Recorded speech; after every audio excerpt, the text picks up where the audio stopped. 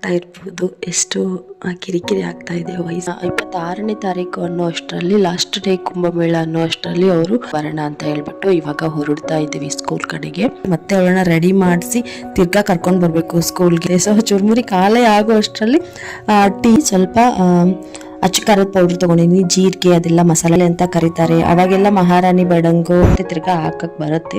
So ಇನ್ನು ಲಾಸ್ಟಲ್ಲಿ final ಆಗಿ ನಾನಿಲ್ಲಿ ಲೆಮನ್ ತುಂಬ ಚೆನ್ನಾಗಾಗುತ್ತೆ ಚುರುಮುರಿ, ತುಂಬ ಚೆನ್ನಾಗಿ ನಾನು ಅಂತೇಳಿ ಮತ್ತೆ ತಿರ್ಗಾ ಬರುವಾಗ ಸ್ಕೂಲಿಂದ ಬರುವಾಗ ಒಂದು 34 ಕೊಟ್ಟಿದ್ರು. ಸೊ ಅಟ್ಲೀಸ್ಟ್ 32ನಾದರೂ ಕೊಡಿ ಅಂತ ಹೇಳ್ಬಿಟ್ಟು ಎಕ್ಸ್ಚೇಂಜ್ ಮಾಡ್ತಾಳೆ ಅಂತ ಅಂದ್ಕೊಂಡೇ ಇರಲಿಲ್ಲ ನಾನು. ಅವಳು ಕೂಡ ಅಷ್ಟೇ ತುಂಬಾನೇ ಚೆನ್ನಾಗಿ ಡ್ಯಾನ್ಸ್ ಮಾಡಿದ್ಲು. ಇನ್ನು ಇದೇ ವ್ಲಾಗು ನಾಳೆಗೂ ಕೂಡ ಕಂಟಿನ್ಯೂ ಆಗುತ್ತೆ ಈ ವ್ಲಾಗ್. ಹಲೋ ನಮಸ್ತೆ ಎಲ್ರಿಗೂ, welcome back to Bhagya ಸ್ಟೈಲಿ vlogs. ಹೇಗಿದ್ದೀರಾ? ಎಲ್ಲರೂ ಚೆನ್ನಾಗಿದ್ದೀರಾ ಅಂತ ಭಾವಿಸ್ತೀನಿ. ಹಾಗೆ ನಾನು ಕೂಡ ಚೆನ್ನಾಗಿದ್ದೀನಿ ಅಂತ ಹೇಳೋಕ್ಕಾಗಲ್ಲ. ನೆಗಡಿ ಆಗಿದೆ, ಕೆಮ್ಮು ಜ್ವರ ಎಲ್ಲನೂ ಶುರು ಆಗಿದೆ. ನನ್ನ ವಯಸ್ಸಲ್ಲಿ ನಿಮಗೆ ಗೊತ್ತಾಗ್ತಾ ಇರ್ಬೋದು ಎಷ್ಟು ಕಿರಿಕಿರಿ ಆಗ್ತಾ ಇದೆ ವಯಸ್ಸು ಅಂತ ಹೇಳಿ. ಸೊ ಸಿಕ್ಕಾಪಟ್ಟೆ ನೆಗಡಿ ಆಗಿತ್ತು, ಹಂಗಾಗಿ ವಾಯ್ಸ್ ಫುಲ್ ಚೇಂಜ್ ಆಗೋಗಿದೆ. ಅದೇ ಕಾರಣಕ್ಕೆ ಇಷ್ಟು ದಿನ ನಾನು ವಿಡಿಯೋನ ಪೋಸ್ಟ್ ಮಾಡೋಕ್ಕಾಗಿರಲಿಲ್ಲ. ಸುಮಾರಷ್ಟು ವಿಡಿಯೋಗಳು ಹಂಗೆ ಇದೆ, ಶೂಟ್ ಮಾಡಿಬಿಟ್ಟು ಇಟ್ಟಿದ್ದೀನಿ. ಬಟ್ ತುಂಬಾ ಗಂಟ್ಲು ಪೇಯ್ನ್ ಬರ್ತಾಯಿತ್ತು ನನಗೆ ವಾಯ್ಸ್ ಓವರೆಲ್ಲ ಕೊಡೋದಕ್ಕೆ. ಸೊ ಹಂಗಾಗಿ ಎಡಿಟ್ ಮಾಡೋಕ್ಕಾಗಿರಲಿಲ್ಲ. ಇವಾಗ 4-5 ದಿನ ಆಯಿತು ನಾನು ವಿಡಿಯೋನ ಪೋಸ್ಟ್ ಮಾಡಿಲ್ಲ. ಇನ್ನು ಜಾಸ್ತಿ ದಿನ ಬಿಟ್ಟರೆ ತುಂಬ ದಿನ ಗ್ಯಾಪ್ ಆಗಿ ಹೋಗುತ್ತೆ ಅಂತ ಹೇಳಿ ಇವತ್ತು ವಿಡಿಯೋನ ಎಡಿಟ್ ಮಾಡಿಬಿಟ್ಟು ಪೋಸ್ಟ್ ಮಾಡ್ತಾ ಇದ್ದೀನಿ. ಮೊನ್ನೆ ಲೆಮನ್ ಗುಡ್ಡಕ್ಕೆ ಹೋಗ್ಬೇಕಾದ್ರೆ ಮನೆಯಿಂದನೇ ಒಂದ್ಸಾರಿ ತಲೆ ಸ್ನಾನ ಮಾಡ್ಕೊಂಡು ಹೋಗಿದ್ದೆ. ಮತ್ತೆ ಅಲ್ಲಿ ಹೋದ್ಮೇಲೆ ಜೋಗುಳ ಬಾವಿನಲ್ಲಿ ಅಲ್ಲಿ ಸಾರಿ ತಲೆ ಸ್ನಾನ ಮಾಡಿದೆ. ಮತ್ತು ತಿರ್ಗಾ ಮನೆಗೆ ಬಂದು ನೆಕ್ಸ್ಟ್ ಡೇ ಮತ್ತೆ ಒಂದ್ಸಾರಿ ತಲೆ ಸ್ನಾನ ಮಾಡಿದೆ. ಹೀಗಾಗಿ ಪದೇ ತಲೆ ಸ್ನಾನ ಮಾಡಿರೋದಕ್ಕೆ ನನಗೆ ನೆಗಡಿ ಆಯಿತು. ನೆಗಡಿ, ಜ್ವರ, ಕೆಮ್ಮು ಎಲ್ಲನೂ ಶುರು ಆಯಿತು. ಆ್ಯಕ್ಚುಲಿ ಈ ವಿಡಿಯೋನ ನಾನು ಈ 4 ದಿನದ ಹಿಂದೆನೇ ಅಪ್ಲೋಡ್ ಮಾಡಬೇಕಾಗಿತ್ತು. ಬಟ್ ಈ ಥರ ಆದಮೇಲೆ ನನಗೆ ಹೇಳೋಕ್ಕೆ ಆಗಲಿಲ್ಲ. ಹಾಗಾಗಿ ಮೆಡಿಸನ್ ತೊಗೊಂಡು ಒಂದು 3-4 ದಿನ ಫುಲ್ ರೆಸ್ಟ್ ಮಾಡಿದೆ. ಈ ವರ್ಷ ಶಿವರಾತ್ರಿನೂ ಕೂಡ ಅಷ್ಟಕ್ಕಷ್ಟೇ ಆಯಿತು. ಹಾಗೆ ನಮ್ಮ 9ನೇ ವರ್ಷದ ಆ್ಯನಿವರ್ಸರಿ ಕೂಡ ಇತ್ತು 28ಗೆ, ಅದು ಕೂಡ ಅಷ್ಟಕ್ಕಷ್ಟೇ ಆಯಿತು. ಕೆಲವೊಂದು ಸಾರಿ ಹಂಗೆ ಆಗುತ್ತೆ, ಜೀವನ ನಾವು ಅಂದ್ಕೊಂಡ ರೀತಿ ಬರೋದಿಲ್ಲ. ಜೀವನ ಬಂದ ರೀತಿ ನಾವು ತಗೋಬೇಕಾಗತ್ತೆ, ಏನು ಮಾಡೋಕ್ಕಾಗೋದಿಲ್ಲ. ಸೊ ಸಿಂಪಲ್ಲಾಗಿ ವಿಶ್ ಮಾಡಿಕೊಂಡು ನಮಗೆ ನಾವೇ ವಿಶ್ ಮಾಡಿಕೊಂಡು ಸ್ಟೇಟಸಲ್ಲಿ ಹಾಕ್ಕೊಂಡು ಸುಮ್ಮನಾದ್ವಿ. ಓಕೆ ಬನ್ನಿ ಇವಾಗ ವ್ಲಾಗ್ನ ಶುರು ಮಾಡೋಣ. ಈ ವ್ಲಾಗ್ ಬಂದುಬಿಟ್ಟು 24, 25, 26 ಈ 3 ದಿನದ ಒಂದು ರುಟೀನನ್ನು ಈ ಒಂದು ವ್ಲಾಗಲ್ಲಿ ನಾನು ಶೇರ್ ಮಾಡ್ಕೊಂಡಿದ್ದೀನಿ. ಸೊ ವಿಡಿಯೋ ಚೆನ್ನಾಗಿದೆ, ನಿಮಗೆ ಇಷ್ಟ ಆಗುತ್ತೆ ಅಂತ ಅಂದ್ಕೊಂಡಿದ್ದೀನಿ. ಪ್ಲೀಸ್ ದಯವಿಟ್ಟು ಇಷ್ಟ ಆದರೆ ವಿಡಿಯೋಗೆ ಒಂದು ಲೈಕ್ನ ಕೊಡಿ. ಹಾಗೆ ಇನ್ನೂ ಯಾರೆಲ್ಲ ನನ್ನ ಚಾನಲ್ನ ಸಬ್ಸ್ಕ್ರೈಬ್ ಮಾಡ್ಕೊಂಡಿಲ್ವೋ ದಯವಿಟ್ಟು ಚಾನಲ್ನ ಸಬ್ಸ್ಕ್ರೈಬ್ ಮಾಡಿಕೊಂಡು ವಿಡಿಯೋನ ನೋಡಿ ನನಗೆ ಸಪೋರ್ಟ್ ಮಾಡಿ ಅಂತ ಕೇಳ್ಕೊತೀನಿ. ಇವತ್ತಿನ ಇಡೀ ದಿನ ಫುಲ್ ಬ್ಯುಸಿಯಾಗೇ ಇರುತ್ತೆ ಅಂತ ಅಂದ್ಕೊಂಡಿದ್ದೀನಿ. ಯಾಕೆ ಅಂತ ಅಂದರೆ ಇವತ್ತು ನನ್ನ ಮಗಳದು ಆ್ಯನ್ಯುವಲ್ ಡೇ ಫಂಕ್ಷನ್ ಇದೆ.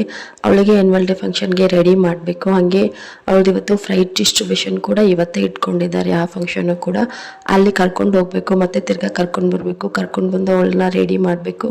ಅದ್ರ ಜೊತೆಗೆ ನನ್ನ ಹಸ್ಬೆಂಡ್ ಇವತ್ತು ಪ್ರವಾಸಕ್ಕೆ ಹೋಗ್ತಾ ಇದ್ದಾರೆ. ಸೊ ಹಂಗಾಗಿ ಅವರಿಗೆ ಸ್ವಲ್ಪ ಚುರುಮುರಿ ಎಲ್ಲ ಮಾಡಬೇಕು. ಪ್ರವಾಸಕ್ಕೆ ಹೋಗ್ತಾ ಇದ್ದಾರೆ ನೋಡಿ. ಸೊ ಹಂಗಾಗಿ ಸ್ವಲ್ಪ ಚುರುಮುರಿ ಖಾರ ಎಲ್ಲ ಹಚ್ಚಬೇಕು, ಅದೆಲ್ಲ ಕೆಲಸ ಇದೆ. ಅವ್ರ ಬ್ಯಾಗ್ ಪ್ಯಾಕಿಂಗು. ಸೊ ಹಂಗಾಗಿ ಇವತ್ತು ಫುಲ್ ಬ್ಯುಸಿಯಿಂದನೇ ನನ್ನ ರುಟೀನ್ ಕೂಡಿರುತ್ತೆ ಅಂದ್ಕೊಂಡಿದ್ದೀನಿ.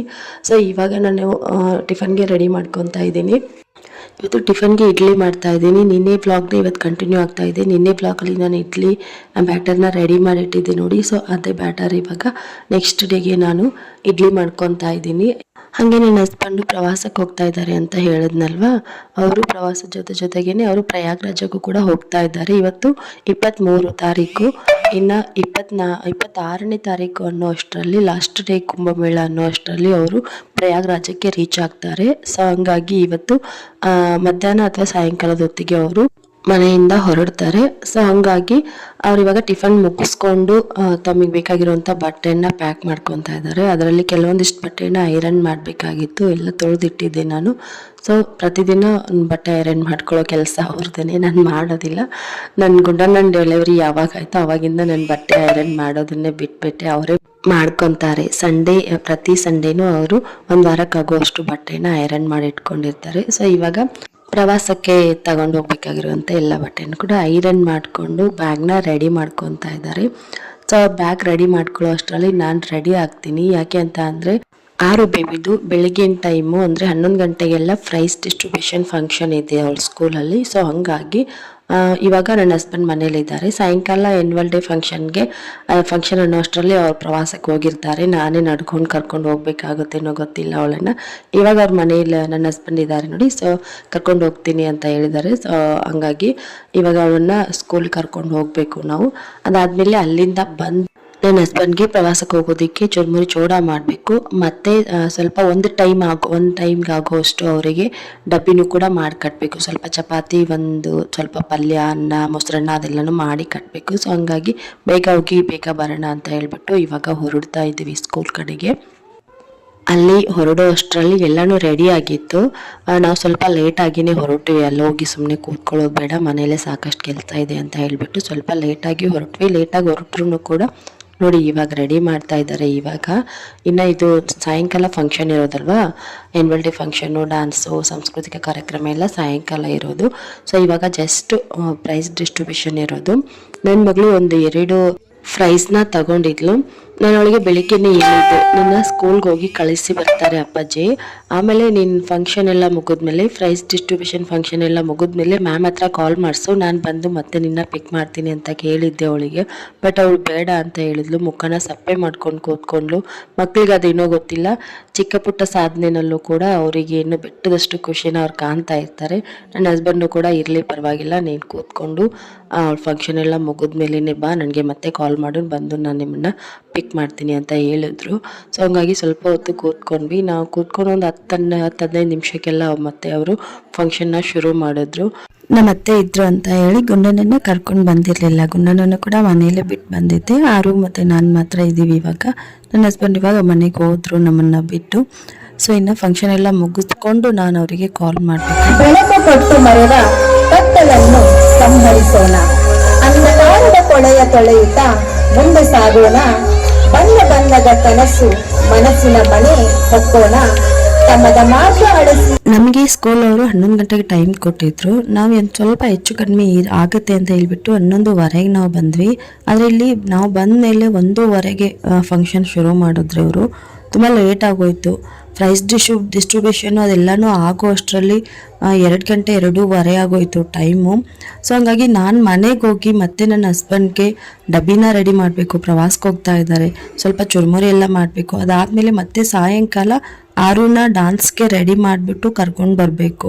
ಸೊ 6:15ಗೆಲ್ಲ ಟೈಮ್ ಕೊಟ್ಟಿದ್ದಾರೆ ಸಾಯಂಕಾಲ ಫಂಕ್ಷನ್ಗೆ.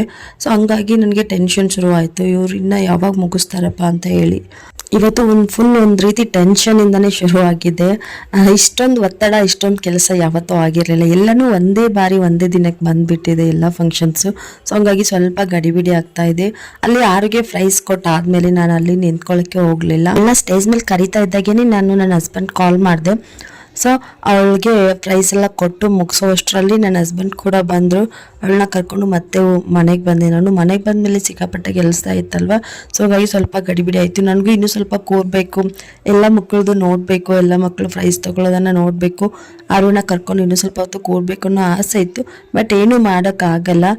ಕೆಲವೊಂದು ಸಾರಿ ಈ ಥರ ಆಗುತ್ತೆ. ಮುಂದೆ ನಡೆಯೋ ಕೆಲಸ ನೋಡಬೇಕಲ್ವ. ಸೊ ಹಾಗಾಗಿ ಆರೋಗ್ಯ ಸ್ವಲ್ಪ ಸಮಾಧಾನ ಮಾಡಿ ಕರ್ಕೊಂಡು ಬಂದೆ. ಅವಳು ಕೂರೋಣಮ್ಮ ಇನ್ನೂ ಸ್ವಲ್ಪ ಹೊತ್ತು ಅಂತ ಹೇಳ್ತಾ ಇದ್ಲು. ಬಟ್ ನೀನು ಕೂತ್ಕೊಳ್ಳಮ್ಮ ಅಂತ ಹೇಳೋಕ್ಕೂ ಆಗೋದಿಲ್ಲ. ಯಾಕೆ ಅಂತಂದರೆ ಸಾಯಂಕಾಲ ಅನ್ನೋಷ್ಟರಲ್ಲಿ ಮತ್ತೆ ಅವಳನ್ನ ರೆಡಿ ಮಾಡಿಸಿ ತಿರ್ಗಾ ಕರ್ಕೊಂಡು ಬರಬೇಕು ಸ್ಕೂಲ್ಗೆ, ಡ್ಯಾನ್ಸ್ ಪ್ರೋಗ್ರಾಮ್ಗೆ. ಸೊ ಹಂಗಾಗಿ ಅವಳನ್ನ ಕರ್ಕೊಂಡು ಮನೆಗೆ ಬಂದೆ. ಮನೆಗೆ ಬಂದು ಫಸ್ಟ್ ಚುರುಮುರಿನ ಮಾಡಿಟ್ಕೊಂಡ್ರೆ ಆರ್ಕೊಳ್ಳುತ್ತೆ, ಆಮೇಲೆ ಡಬ್ಬಿನ ಮಾಡಿದ್ರೆ ಆಯಿತು ಅಂತ ಹೇಳಿ ಇವಾಗ ಫಸ್ಟ್ ಚುರುಮುರಿನ ಮಾಡ್ತಾ ಇದ್ದೀನಿ. ಬೆಳ್ಳುಳ್ಳಿ ಎಲ್ಲನೂ ಸಿಪ್ಪೆ ಬಿಡಿಸಿ ಇಟ್ಕೊಂಡಿದ್ದೆ ಆಲ್ರೆಡಿ ಆವಾಗಲೇ. ಸೊ ಹಂಗಾಗಿ ಅದನ್ನು ಬಂದು ಜಜ್ಕೊತಾ ಇದ್ದೀನಿ. ಬೆಳ್ಳುಳ್ಳಿ ಜಜ್ಕೊಂಡು ಜಾಸ್ತಿ ಬೇಕಾಗುತ್ತೆ ನೋಡಿ. ಸ್ವಲ್ಪ ಚುರುಮುರಿ ಆದರೆ ಪರವಾಗಿಲ್ಲ, ಬೇಗ ಮಾಡಿ ಮುಗಿಸ್ಕೊಬೋದು. ಬಟ್ ಈ ಥರ ಜಾಸ್ತಿ ಮಾಡ್ತಾಯಿದ್ರೆ ಸ್ವಲ್ಪ ಕೆಲಸ ಜಾಸ್ತಿನೇ ಆಗೋಗುತ್ತೆ, ಮತ್ತು ಸ್ವಲ್ಪ ಲೇಟ್ ಕೂಡ ಆಗುತ್ತೆ. ಅದರಲ್ಲೂ ಈ ಥರ ಪ್ರವಾಸಕ್ಕೆಲ್ಲ ತಗೊಂಡು ಹೋಗ್ಬೇಕಾದ್ರೆ ಚುರುಮುರಿನ ಸ್ವಲ್ಪ ಸ್ಪೆಷಲಾಗಿ ಮಾಡಬೇಕಾಗತ್ತೆ. ಸೊ ಹಂಗಾಗಿ ಸ್ವಲ್ಪ ಜಾಸ್ತಿ ಬೆಳ್ಳುಳ್ಳಿ ತೊಗೊಂಡಿದ್ದೀನಿ. ಇವಾಗ ಬೆಳ್ಳುಳ್ಳಿನ ಫಸ್ಟ್ ಜಜ್ಜಿಟ್ಕೊಂಡು ಬಿಡ್ತೀನಿ. ನಮ್ಮ ಮನೆಯಲ್ಲಿ ಅಥವಾ ಉತ್ತರ ಕರ್ನಾಟಕದಲ್ಲಿ, ಬರೀ ನಮ್ಮ ಮನೇಲಿ ಮಾತ್ರ ಅಲ್ಲ, ಉತ್ತರ ಕರ್ನಾಟಕದಲ್ಲಿ ಏನೇ ಒಂದು ಮನೇಲಿ ಫಂಕ್ಷನ್ ಇರಲಿ ಅಥವಾ ಯಾರಾದರೂ ಹೊರಗಡೆ ಹೋಗ್ತಾ ಇದ್ದಾರೆ, ನಾವೆಲ್ಲೋ ಪಿಕ್ನಿಕ್ ಹೋಗ್ತಾ ಇದ್ದೀವಿ, ಮತ್ತಿನ್ನೆಲ್ಲೋ ಹೋಗ್ತಾ ಇದ್ದೀವಿ, ಒಂದು 2-3 ದಿನ ನಾವು ಪ್ರವಾಸಕ್ಕೇನೋ ಹೋಗ್ತಾ ಇದ್ದೀವಿ ಅಂತ ಅಂದರೆ ಫಸ್ಟ್ ನೆನಪಾಗೋದು ಚುರುಮುರಿ. ಏನು ತಗೊಂಡು ಹೋಗದೆ ಇದ್ರೂ ಪರವಾಗಿಲ್ಲ, ಜೊತೆಗೆ ಸ್ವಲ್ಪ ಚುರುಮುರಿ ಮಾತ್ರ ತಗೊಂಡು ಹೋಗ್ತೀವಿ. ಅಥವಾ ಮನೇಲಿ ಏನಾದರೂ ಫಂಕ್ಷನ್ ಇದ್ದರೆ, ಮನೇಲಿ ಮನೆಗೆ ಯಾರಾದರೂ ನೆಂಟರು ಬರೋರು ಇದ್ದರೆ, ಸೊ ಅವರಿಗೆ ಬೇಕು ಅಂತ ಹೇಳಿ ಜಾಸ್ತಿ ಚುರುಮುರಿನ ಮಾಡಿಡೋದು. ಒಟ್ಟಿನಲ್ಲಿ ಉತ್ತರ ಕರ್ನಾಟಕದಲ್ಲಿ ಜಾಸ್ತಿ ಎಲ್ಲರ ಮನೆಯಲ್ಲೂ ಇಲ್ಲ ಅಂತ ಹೇಳೋ ಆಗಿಲ್ಲ ಚುರುಮುರಿ ಚೂಡ. ಎಲ್ಲರ ಮನೆಯಲ್ಲೂ ಇರುತ್ತೆ, ಎಲ್ಲರ ಮನೆಯಲ್ಲೂ ಸ್ಟಾಕ್ ಇರುತ್ತೆ. ಯಾರಾದರೂ ಹೊರಗಡೆಯಿಂದ ಬೀಗರು ಅಥವಾ ಯಾರಾದರೂ ನೆಂಟರು ಯಾರೇ ಬಂದ್ರೂ ಕೂಡ ಅವ್ರ ಕೈಕಾಲು ಮುಖ ತೊಳ್ಕೊಳ್ಳೋ ಅಷ್ಟರಲ್ಲಿ ಚುರುಮುರಿ ಪ್ಲೇಟ್ಗಳು ಅವ್ರ ಮುಂದೆನೇ ಬಂದ್ಬಿಡುತ್ತೆ. ಸೊ ಚುರುಮುರಿ ಖಾಲಿ ಆಗೋ ಅಷ್ಟರಲ್ಲಿ ಟೀ ಇದ್ದೇ ಇರುತ್ತೆ. ಸೊ ಈ ಥರ ನಮ್ಮ ಉತ್ತರ ಕರ್ನಾಟಕದಲ್ಲಿ ಏನೋ ಒಂದು ಚುರುಮುರಿಗೂ ನಮ್ಮ ಉತ್ತರ ಕರ್ನಾಟಕಕ್ಕೂ ಒಂದು ಆ ಥರ ಬಾಂಡಿಂಗ್ ಇದೆ. ಓಕೆ, ಇವಾಗೆಲ್ಲನೂ ರೆಡಿ ಮಾಡಿ ಇಟ್ಕೊಂಡಿದ್ದೀನಿ. ಸ್ವಲ್ಪ ಅಚ್ಚ ಖಾರದ ಪೌಡ್ರ್ ತೊಗೊಂಡಿದ್ದೀನಿ, ಜೀರಿಗೆ ಅದೆಲ್ಲ ಮಸಾಲೆ ಡಬ್ಬನ ಇಟ್ಕೊಂಡಿದ್ದೀನಿ ಮುಂದೆ. ಹಂಗೆ ಬೆಳ್ಳುಳ್ಳಿ, ಆಮೇಲೆ ಸಕ್ಕರೆ ಪೌಡ್ರು, ಲೆಮನ್ ಜ್ಯೂಸು, ಮತ್ತು ಸ್ವಲ್ಪ ಅಚ್ಚ ಖಾರದ ಪೌಡ್ರು. ಅದಾದಮೇಲೆ ಇನ್ನೊಂದು ಬೌಲಲ್ಲಿರೋದು ಅದು ಮಸಾಲೆ, ಚುರುಮುರಿ ಚೂಡಕ್ಕೆ ಹಾಕುವಂಥ ಮಸಾಲೆ. ಸೊ ಬಡಂಗ್ ಮಸಾಲೆ ಅಂತ ಕರೀತಾರೆ. ಅವಾಗೆಲ್ಲ ಮಹಾರಾಣಿ ಬಡಂಗು, ಮಹಾರಾಜ ಬಡಂಗು ಅಂತ ಹೇಳ್ಬಿಟ್ಟು ಇರ್ತಾ ಇತ್ತು. ಸೊ ಆ ಥರ ಟೇಸ್ಟ್ ಬರೋದಕ್ಕೆ ಅದೊಂದು ಮಸಾಲೆ ಪೌಡರ್ನ ತರಿಸ್ಕೊಂಡಿದ್ದೀನಿ. ಇನ್ನು ಚುರುಮುರಿಗೆ ಸ್ವಲ್ಪ ಸೇವೆಲ್ಲ ಹಾಕಿ ಚೆನ್ನಾಗಿ ಮಿಕ್ಸ್ ಮಾಡಿಕೊಂಡೆ ಒಂದು 10 kg ಆಗುವಷ್ಟು ಚುರುಮುರಿನ ತಗೊಂಡಿದ್ದೀನಿ ಇಲ್ಲಿ. ಹಾಗೆ ಇವಾಗ ಒಗ್ಗರಣೆ ಮಾಡ್ಕೊಂಡ್ಬಿಡ್ತೀನಿ. ಒಗ್ಗರಣೆ ಮಾಡ್ಕೊಬೇಕಾದ್ರೆ ಇನ್ನೂ ಒಂದ್ಸಾರಿ ಹೇಳ್ತೀನಿ ಏನೆಲ್ಲ ತೊಗೊಂಡಿದ್ದೀನಿ ಇಂಗ್ರೀಡಿಯೆಂಟ್ ಅಂತ ಹೇಳ್ಬಿಟ್ಟು. ಅದರಲ್ಲೂ ಈ ಥರ ಚುರುಮುರಿ ವೀಡಿಯೋನ ಸಾಕಷ್ಟು ಸಾರಿ ಹಾಕಿದ್ದೀನಿ, ನಾನು ಪೋಸ್ಟ್ ಮಾಡಿದ್ದೀನಿ ನನ್ನ ವೀಡಿಯೋಗಳಲ್ಲಿ. ಬರ್ತ್ಡೇ ಟೈಮ್ನಲ್ಲಿ, ನನ್ನ ಮಕ್ಳು ಬರ್ತ್ಡೇ ಟೈಮ್ನಲ್ಲಿ ಅವಾಗೆಲ್ಲ ಪೋಸ್ಟ್ ಮಾಡಿದ್ದೀನಿ. ಸೊ ಇನ್ನೂ ಒಂದು ಸಾರಿ ಇರಲಿ. ಇವಾಗ ಎಣ್ಣೆನ ಒಂದು ಅರ್ಧ kg ಆಗೋಷ್ಟು ಎಣ್ಣೆ ಹಾಕಿದ್ದೀನಿ ನಾನು ಬಾಣಲಿಗೆ. ಸೊ ಆ ಎಣ್ಣೆ ಬಿಸಿ ಆದಮೇಲೆ ನಾನು ಇಲ್ಲಿ ಶೇಂಗಾ ಬೀಜನ ಹಾಕ್ತಾ ಇದ್ದೀನಿ. ಶೇಂಗಾ ಬೀಜ ಚೆನ್ನಾಗಿ ಕೆಂಪು ಕಲರ್ ಆಗೋವರೆಗೂ ನಾವು ಅದನ್ನು ಬೇಯಿಸ್ಕೊಬೇಕಾಗತ್ತೆ, ಎಣ್ಣೆಯಲ್ಲಿ ಫ್ರೈ ಮಾಡ್ಕೊಬೇಕು. ಅದಾದಮೇಲೆ ಪುಟಾಣಿನ ಹಾಕ್ತಾ ಇದ್ದೀನಿ, ಹುರ್ಗಡ್ಲೆ ಅಂತ ಹೇಳ್ತೀರಾ ನೋಡಿ, ಸೊ ಅದನ್ನು ಹಾಕ್ತಾ ಇದ್ದೀನಿ. ಜೀರಿಗೆ, ಆಮೇಲೆ ಕರಿಬೇವು ಸೊಪ್ಪು ಮತ್ತು ಬೆಳ್ಳುಳ್ಳಿ, ಜಜ್ಜಿಟ್ಕೊಂಡಿರೋಂಥ ಬೆಳ್ಳುಳ್ಳಿನ ಹಾಕ್ತಾ ಇದ್ದೀನಿ. ಹಾಕಿ ಚೆನ್ನಾಗಿ ಮಿಕ್ಸ್ ಮಾಡ್ಕೊಬೇಕು. ಈ ಬೆಳ್ಳುಳ್ಳಿ ಹಾಕಾದ್ಮೇಲೆ ಸ್ಟವ್ನ ಲೋ ಟು ಮೀಡಿಯಂ ಫ್ಲೇಮಲ್ಲಿ ಇಟ್ಕೊಂಡ್ಬಿಡ್ಬೇಕು. ಆವಾಗ ನಿಧಾನಕ್ಕೆ ಚೆನ್ನಾಗಿ ಫ್ರೈ ಆಗುತ್ತೆ ಬೆಳ್ಳುಳ್ಳಿ, ಕರಿಬೇವಿನ ಸೊಪ್ಪು. ಬೆಳ್ಳುಳ್ಳಿ ಮತ್ತು ಕರಿಬೇವು ಸೊಪ್ಪು ಎಷ್ಟು ಚೆನ್ನಾಗಿ ಫ್ರೈ ಆಗುತ್ತೋ ಅಷ್ಟು ನಮ್ಮ ಚುರುಮುರಿ ಚೂಡ ಟೇಸ್ಟು ಚೆನ್ನಾಗಿ ಬರುತ್ತೆ. ಹಾಗೆ ಈ ಬೆಳ್ಳುಳ್ಳಿನ ಸ್ವಲ್ಪ ತರಿಯಾಗಿ ಜಜ್ಜಿಟ್ಕೊಬೇಕು, ಅಂದ್ರೇ ಚೆನ್ನಾಗಿ ಟೇಸ್ಟ್ ಬರುತ್ತೆ. ಸೊ ಇವಾಗ ಎಲ್ಲನೂ ಚೆನ್ನಾಗಿ ಫ್ರೈ ಆಗ್ತಾ ಇದ್ದಂಗೆ ಒಳ್ಳೆ ಘಮ ಬರುತ್ತೆ. ಸೊ ಆ ಘಮ ಬರೋಕ್ಕೆ ಸ್ಟಾರ್ಟ್ ಆದಮೇಲೆ ನಾನಿಲ್ಲಿ ಅಚ್ಚ ಖಾರದ ಪೌಡ್ರನ್ನ ಹಾಕ್ತಾ ಇದ್ದೀನಿ. ಆದಷ್ಟು ಕಾಶ್ಮೀರಿ ರೆಡ್ ಚಿಲ್ಲಿ ಪೌಡರ್ನ ತೊಗೊಂಡ್ರೆ ತುಂಬ ಚೆನ್ನಾಗಿ ಟೇಸ್ಟ್ ಬರುತ್ತೆ. ಅದಿಲ್ಲದೆ ಹೋದರೆ ಟೀಕಾಲೆಲ್ಲ ಸಿಗುತ್ತೆ, ಎವರೆಸ್ಟ್ ಟೀಕಾಲೆಲ್ಲ ಸಿಗುತ್ತೆ ನೋಡಿ. ಸೊ ಅದು ಕೂಡ ತುಂಬ ಚೆನ್ನಾಗಿ ಬರುತ್ತೆ, ಟೇಸ್ಟು ಚೆನ್ನಾಗಿ ಬರುತ್ತೆ. ಹಾಗೆ ಕಲರು ಕೂಡ ಚುರುಮುರಿದು ಚೆನ್ನಾಗಿ ಬರುತ್ತೆ. ಚುರುಮುರಿ ಕಲರ್ ನೋಡ್ತಾ ಇದ್ದಾಗೇ ನಮಗೆ ತಿನ್ನಬೇಕು ಅಂತ ಆಸೆ ಆಗುತ್ತೆ. ಸೊ ಆ ಥರ ಒಂದು ರೀತಿ ಬಡಂಗ್ ರೀತಿ ಬರುತ್ತೆ ಟೇಸ್ಟು. ಸೊ ಚೆನ್ನಾಗಿರುತ್ತೆ. ಇವಾಗ ಎಲ್ಲನೂ ಫ್ರೈ ಆಗ್ತಾ ಇರಬೇಕಾದ್ರೇ ನಾನು ಸ್ವಲ್ಪ ಉಪ್ಪು ಹಾಕ್ಕೊಂಡ್ಬಿಡ್ತೀನಿ. ಎಣ್ಣೆನಲ್ಲೇ ಉಪ್ಪು ಹಾಕ್ಕೊಂಡ್ರೆ ಉಪ್ಪು ಕೂಡ ಕರಗುತ್ತೆ, ಮತ್ತು ಅಲ್ಲಿ ಹಾಕಿರೋವಂಥ ಎಲ್ಲ ಮಸಾಲೆನೂ ಕೂಡ ಚೆನ್ನಾಗಿ ಉಪ್ಪಿನಲ್ಲಿ ಬೆರೆಯುತ್ತೆ. ಸೊ ಅವಾಗ ಟೇಸ್ಟ್ ಚೆನ್ನಾಗಿ ಬರುತ್ತೆ. ಹಾಗಾಗಿ ಹಾಕ್ಬಿಟ್ಟು ಚೆನ್ನಾಗಿ ಫ್ರೈ ಮಾಡ್ಕೊಬೇಕು. ಲಾಸ್ಟಲ್ಲಿ ಫೈನಲ್ ಆಗಿ ನಾವು ಸ್ಟವ್ನ ಲೋ ಫ್ಲೇಮ್ನಲ್ಲಿ ಇಟ್ಕೊಂಡು ನಾವು ಈ ಮಸಾಲೆನ ಹಾಕಬೇಕಾಗತ್ತೆ. ಬಡಂಗ್ ಮಸಾಲೆನ, ಚುರುಮುರಿ ಮಸಾಲೆ ಕೊಡಿ ಅಂದರೆ ಕೊಡ್ತಾರೆ, ಎಲ್ಲ ಅಂಗಡಿಗಳಲ್ಲಿ ಸಿಗುತ್ತೆ, ಎಲ್ಲ ಶಾಪ್ಗಳಲ್ಲೂ ಸಿಗುತ್ತೆ, ಕಿರಾಣಿ ಸ್ಟೋರ್ಗಳಲ್ಲಿ ಸಿಗುತ್ತೆ.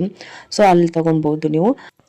ಮಸಾಲೆನ ಹಾಕಿ ಒಂದು ಸ್ವಲ್ಪ ಹೊತ್ತು ಲೋ ಫ್ಲೇಮ್ನಲ್ಲಿ ಸ್ಟವ್ನ ಇಟ್ಬಿಟ್ಟು ಹಂಗೆ ಬಿಡಬೇಕು. ಮಸಾಲೆ ಎಲ್ಲನೂ ಕೂಡ್ಕೊಬೇಕು ಎಣ್ಣೆಯಲ್ಲಿ. ಸೊ ಅಷ್ಟರಲ್ಲಿ ನಾನಿಲ್ಲಿ ಸಕ್ಕರೆ ಪೌಡರ್ನ ಹಾಕ್ತಾ ಇದ್ದೀನಿ. ಈ ಸಕ್ಕರೆನ ಪೌಡರ್ ಮಾಡಿಬಿಟ್ಟು ಹಾಕಿದ್ರೇ ಚೆನ್ನಾಗಿ ಟೇಸ್ಟ್ ಬರುತ್ತೆ. ಸೊ ಸಕ್ಕರೆ ಪೌಡರ್ನ ಎಲ್ಲ ಕಡೆಯೂ ಸ್ಪ್ರೆಡ್ ಮಾಡಿಕೊಂಡು ಒಂದು ಸಾರಿ ಮಿಕ್ಸ್ ಮಾಡ್ಕೊಂಡ್ಬಿಡ್ಬೇಕು ಚುರುಮುರಿ ಜೊತೆಗೆ. ನೋಡಿಕೊಂಡು ನಿಮಗೆ ಎಷ್ಟು ಚುರುಮುರಿನ ತೊಗೊಂಡಿದ್ದೀರೋ ಅಷ್ಟು ಕ್ವಾಂಟಿಟಿ ಮೇಲೆ ನೋಡಿಕೊಂಡು ಆದಷ್ಟು ಸ್ವಲ್ಪ ಕಡಿಮೆ ಪ್ರಮಾಣದಲ್ಲಿ ಹಾಕಿ, ಜಾಸ್ತಿ ಕಡಿಮೆನೂ ಹಾಕಬೇಡಿ, ಜಾಸ್ತಿ ಅತಿಯಾಗಿ ಜಾಸ್ತಿನೂ ಹಾಕೋಕೆ ಹೋಗ್ಬೇಡಿ, ನೋಡ್ಕೊಂಡು ಹಾಕೊಳ್ಳಿ. ಬೇಕಿದ್ರೆ ಮತ್ತೆ ಒಂದ್ಸರಿ ತಿರ್ಗಾ ಹಾಕ್ಬೋದು. ಹಾಕಬೇಕಾದ್ರೆ ಮುಂಚೆನೆ ಸ್ವಲ್ಪ ಕಡಿಮೆನೇ ಹಾಕಿ, ಆಮೇಲೆ ಟೇಸ್ಟ್ ನೋಡಿಬಿಟ್ಟು ನೀವು ಮತ್ತೆ ತಿರ್ಗಾ ಹಾಕಕ್ಕೆ ಬರುತ್ತೆ. ಸೊ ಇನ್ನು ಲಾಸ್ಟಲ್ಲಿ ಫೈನಲ್ ಆಗಿ ನಾನಿಲ್ಲಿ ಲೆಮನ್ ಜ್ಯೂಸ್ನ ಹಾಕ್ತಾ ಇದ್ದೀನಿ. ಒಗ್ಗರಣೆಯಲ್ಲೇ ಲೆಮನ್ ಜ್ಯೂಸ್ ಹಾಕಿ ಒಂದ್ಸಾರಿ ಚೆನ್ನಾಗಿ ಮಿಕ್ಸ್ ಮಾಡ್ಕೊಬೇಕು. ಲೆಮನ್ ಜ್ಯೂಸ್ ಹಾಕಾದ್ಮೇಲೆ ನಾವು ಸ್ಟವ್ನ ಆಫ್ ಮಾಡ್ಕೊಂಡ್ಬಿಡ್ಬೇಕು, ಜಾಸ್ತಿ ಹೊತ್ತು ಫ್ರೈ ಎಲ್ಲ ಮಾಡ್ಕೊಳ್ಳೋ ಆಗಿಲ್ಲ. ಸೊ ಇವಾಗ ನಾವು ಮಾಡಿರುವಂಥ ಎಲ್ಲ ಮಸಾಲೆ ಒಗ್ಗರಣೆನೂ ಇವಾಗ ಚುರುಮುರಿಗೆ ಹಾಕ್ಬಿಡ್ತೀನಿ. ಒಂದ್ಸಾರಿ ಚುರುಮುರಿಗೆ ಹಾಕ್ಬಿಟ್ಟು ಚೆನ್ನಾಗಿ ಮಿಕ್ಸ್ ಮಾಡ್ಕೊಂಡ್ಬಿಡ್ಬೇಕು. ಈ ಥರ ಮಿಕ್ಸ್ ಮಾಡ್ಕೊಬೇಕಾದ್ರೆ ಸ್ವಲ್ಪ ಹುಷಾರಾಗಿ ಮಿಕ್ಸ್ ಮಾಡ್ಕೊಳ್ಳಿ, ಯಾಕೆಂತಂದರೆ ತುಂಬ ಬಿಸಿ ಇರುತ್ತೆ ಒಗ್ಗರಣೆ ಎಲ್ಲನೂ.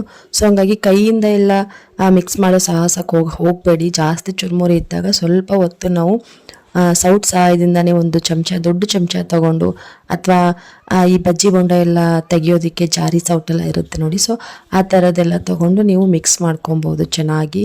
ಕೈಯಿಂದನೇ ಮಿಕ್ಸ್ ಮಾಡಬೇಕು ಅನ್ನೋ ಏನು ಅವಶ್ಯಕತೆ ಇರೋದಿಲ್ಲ. ಒಂದು ಸ್ವಲ್ಪ ಹೊತ್ತು ಟೈಮ್ ತೊಗೊಂಡ್ರೂ ಪರವಾಗಿಲ್ಲ. ಈ ಥರ ಒಂದು ಸೌಟ್ ತೊಗೊಂಡೆ ನಾವು ಅದನ್ನು ಮಿಕ್ಸ್ ಮಾಡಿಕೊಂಡ್ರೆ ಮಿಕ್ಸ್ ಆಗಿ ಹೋಗುತ್ತೆ. ನೋಡ್ತಾ ಇರ್ಬೋದು ನೀವು ಚುರುಮುರಿ ಕಲರ್ ಎಷ್ಟು ಚೆನ್ನಾಗಿ ಬಂದಿದೆ ಅಂತ ಹೇಳಿ. ಓಕೆ, ನೋಡ್ತಾ ಇರ್ಬೋದು ಇವಾಗ ನೀವು ಚುರುಮುರಿ ಎಲ್ಲ ರೆಡಿ ಆಯಿತು. ಇದಕ್ಕೆ ಕೊತ್ತಂಬರಿ ಸೊಪ್ಪೇನೋ ಹಾಕಬಾರ್ದು. ಕೊತ್ತಂಬರಿ ಸೊಪ್ಪು ಹಾಕಿದ್ರೆ ಚುರುಮುರಿ ಬೇಗ ಮೆತ್ತಗಾಗಿ ಹೋಗುತ್ತೆ. ಈ ಥರ ಗಟ್ಟಿ ಚುರುಮುರಿ ಮಾಡಿದಾಗ, ಆಲ್ಮೋಸ್ಟ್ ಗಟ್ಟಿ ಚುರುಮುರಿ ಮಾತ್ರ ಅಲ್ಲ, ನಾವು ಬೇರೆ ಚುರುಮುರಿ ಮಾಡಿದ್ರು ಅಷ್ಟೇ, ಚುರುಮುರಿ ಯಾವಾಗಲೂ ಕ್ರಿಸ್ಪಿಯಾಗಿ ಕುರು ಅಂತ ಇದ್ರೇ ಚೆನ್ನಾಗಿರುತ್ತೆ. ಸೊ ಹಂಗಾಗಿ ಇನ್ನು ಜಾಸ್ತಿ ಹೊತ್ತು ಅಲ್ಲೇ ಬುಟ್ಟಿನಲ್ಲೇ ಬಿಟ್ಟರೆ ಬೇಗ ಮೆತ್ತಗಾಗಿ ಹೋಗುತ್ತೆ ಅಂತ ಹೇಳಿ ಒಂದು ಪ್ಲಾಸ್ಟಿಕ್ಕಿಗೆ ಹಾಕ್ತಾ ಇದ್ದೀನಿ. ನನ್ನ ಹಸ್ಬೆಂಡ್ಗೆ ಎಷ್ಟು ಬೇಕೋ ಅಷ್ಟು ಪ್ಲಾಸ್ಟಿಕ್ಕಿಗೆ ಹಾಕಿ ಮಿಕ್ಕಿರೋದನ್ನು ಮತ್ತೆ ನಾನು ಡಬ್ಬಕ್ಕೆ ಹಾಕಿ ಸ್ಟೋರ್ ಮಾಡಿ ಇಟ್ಕೊತೀನಿ. ಸಾಯಂಕಾಲ ಟೈಮು, ಟೀ ಕುಡಿಯೋ ಟೈಮ್ನಲ್ಲಿ, ಸಂಜೆ ಟೈಮು ಮನೆಗೆ ಯಾರಾದರೂ ಬಂದಾಗ ಬೇಕಾಗುತ್ತೆ ಚುರುಮುರಿ. ಮನೆಯಲ್ಲಿ ಇರಲೇಬೇಕು. ನಮ್ಮ ಮನೆಯಲ್ಲಿ ಯಾವಾಗಲೂ ಇರುತ್ತೆ, ಚುರುಮುರಿನ ಮಾಡಿ ಇಟ್ಕೊಂಡಿರ್ತೀನಿ. ಅದರಲ್ಲೂ ಇನ್ನೂ ಒಂದು ಏನಪ್ಪ ಅಂತ ಅಂದರೆ, ನಮ್ಮ ಮನೆಗೆ ಬರೋರಲ್ಲಿ ಆಲ್ಮೋಸ್ಟು ಅವ್ರು ನಮ್ಮ ಮನೆಯವ್ರ ಫ್ರೆಂಡ್ಸ್ ಆಗಿರ್ಬೋದು, ಅವ್ರ ಫ್ಯಾಕ್ಟ್ರಿ ಸರ್ಕಲ್ ಆಗಿರ್ಬೋದು, ಎಲ್ರಿಗೂ ನಮ್ಮ ಮನೇಲಿ ಮಾಡೋವಂಥ ಚುರುಮುರಿ ತುಂಬಾ ಇಷ್ಟಪಡ್ತಾರೆ. ನಾವು ಮೊನ್ನೆ ಒಂದ್ಸರಿ ಆರು ಮತ್ತೆ ಗುಂಡಣ್ಣನ ಬರ್ತಡೆಗೆ ನಾವು ಚುರುಮುರಿ ಮಾಡಿದ್ವಿ ನೋಡಿ. ಸೊ ಆವಾಗ ಎಲ್ಲರೂ ಚುರುಮುರಿ ತಿಂದು ತುಂಬ ಚೆನ್ನಾಗಿದೆ ಅಂತ ಹೇಳಿ ಕೇಳಿ ಪ್ಲಾಸ್ಟಿಕ್ಕಿಗೆ ಹಾಕ್ಸ್ಕೊಂಡು ಮನೆಗೆ ತೊಗೊಂಡು ಹೋದ್ರು ಎಷ್ಟೋ ಜನ. ಸೊ ಹಂಗಾಗಿ ನಮ್ಮ ಮನೆಯಲ್ಲಿ ತುಂಬ ಚೆನ್ನಾಗಾಗುತ್ತೆ ಚುರುಮುರಿ, ತುಂಬ ಚೆನ್ನಾಗಿ. ನಾನು ಮಾಡೋ ಚುರುಮುರಿ ನನಗೂ ತುಂಬ ಇಷ್ಟ ಆಗುತ್ತೆ. ಸೊ ಅಷ್ಟು ಚೆನ್ನಾಗಿರುತ್ತೆ ನಮ್ಮ ಮನೇಲಿ ಚುರುಮುರಿ. ಇವಾಗ ಮಾಡಿರೋದು ಕೂಡ ಅಷ್ಟೇ ತುಂಬ ಚೆನ್ನಾಗಾಗಿತ್ತು.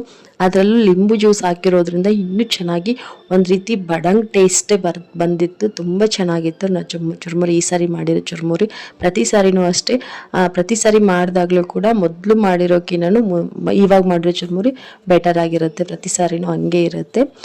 ಸೊ ಸ್ವಲ್ಪ ಚುರುಮುರಿ ಮಿಕ್ಕಿತ್ತು, ಅದನ್ನು ಡಬ್ಬಕ್ಕೆ ಹಾಕಿಡ್ತಾ ಇದ್ದೀನಿ. ನಮ್ಮ ಆರುಗಂತೂ ಚುರುಮುರಿ ಮೊಸರು ತಿನ್ನೋದು ತುಂಬಾ ಇಷ್ಟ ಆಗುತ್ತೆ. ಚುರುಮುರಿ ಚೋಡ ಹಾಕ್ಕೊಂಡು ಅದಕ್ಕೆ ಮೊಸರು ಹಾಕಿ ತಿಂತಾಳೆ. ಸ್ಕೂಲಿಂದ ಬಂದಮೇಲೆ ಸಾಯಂಕಾಲದ ಹೊತ್ತು ತುಂಬಾ ಇಷ್ಟಪಟ್ಟು ತಿಂತಾ ಇರ್ತಾಳೆ ಅದನ್ನು. ಸೊ ಹಂಗಾಗಿ ಸ್ವಲ್ಪ ಇಟ್ಕೊಂಡಿದ್ದೀನಿ, ಮಿಕ್ಕಿರೋದೆಲ್ಲನೂ ಅವರಿಗೆ ಕಟ್ಟಿದ್ದೀನಿ. ಇನ್ನು ಮತ್ತೆ ನನ್ನ ಹಸ್ಬೆಂಡ್ಗೆ ಒಂದು ಟೈಮ್ಗೆ ಆಗೋಷ್ಟು ಊಟನ ಕಟ್ಟಬೇಕು. ಒಂದು ಟೈಮ್ ಊಟ ಮಾಡ್ಕೊತಾರೆ ಮಧ್ಯದಲ್ಲಿ ಎಲ್ಲಾದರೂ ಸ್ಟಾಪ್ ಮಾಡಿ. ಸೊ ಒಂದು ಟೈಮ್ಗೆ ಆಗೋಷ್ಟು ಡಬ್ಬಿನ ಕಟ್ಟಬೇಕು. ಒಂದು ಸ್ವಲ್ಪ ಚಪಾತಿ ಮಾಡ್ತೀನಿ, ಮತ್ತು ಹಂಗೆ ಬೇಳೆ ಪಲ್ಯ ಮಾಡ್ತೀನಿ. ಬೇಳೆನ ನೆನೆ ಇಟ್ಟಿದ್ದೀನಿ. ಇನ್ನು ಮತ್ತೆ ಅನ್ನ ಮಾಡ್ತೀನಿ.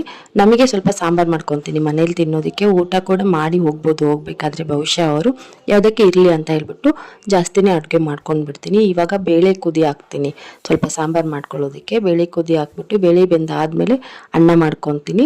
ಇದನ್ನು ಕುದಿಸೋಕ್ಕಿಟ್ಟು ನಾನು ಚಪಾತಿಗೆ ಹಿಟ್ಟನ್ನ ನಾದ್ಕೊತೀನಿ. ಹಿಟ್ಟನಾದಿ ಚಪಾತಿ ಮಾಡ್ತೀನಿ, ಬೇಳೆ ಪಲ್ಯ ಮತ್ತು ಮೊಸರನ್ನ ಮಾಡ್ತೀನಿ. ಕಟ್ಟೋದಕ್ಕಾದರೆ ಮೊಸರನ್ನೇ ಚೆನ್ನಾಗಿರುತ್ತೆ. ಸಾಂಬಾರೆಲ್ಲ ಕಟ್ಟೋದಕ್ಕೆ ಸರಿ ಆಗೋದಿಲ್ಲ.